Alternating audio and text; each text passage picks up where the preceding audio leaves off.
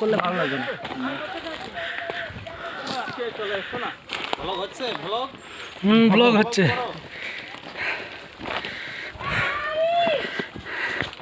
আরে ঠিক আছে সুমন, দেখে শুনে উঠে, লিফট করবে না হলে। গড়গড়ি বেশি দূর যাবে না, গড়গড়ানোর আগেই চলে যাবে।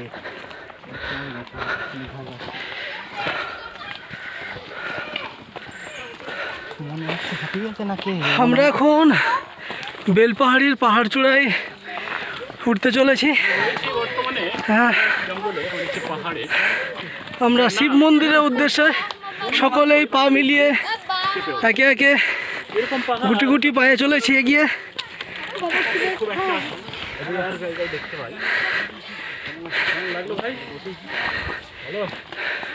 মনে হচ্ছে যে কারোর জলের প্রয়োজন আছে, আর সব উদ্যম শক্তিতে এগিয়ে চলেছে শিব মন্দির পরিদর্শনের উদ্দেশ্যে। চলছে।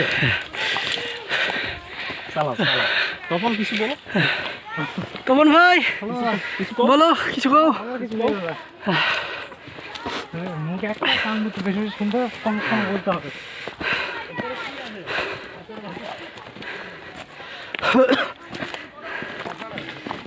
সবাই কইয়া দাও, মানে আইছে।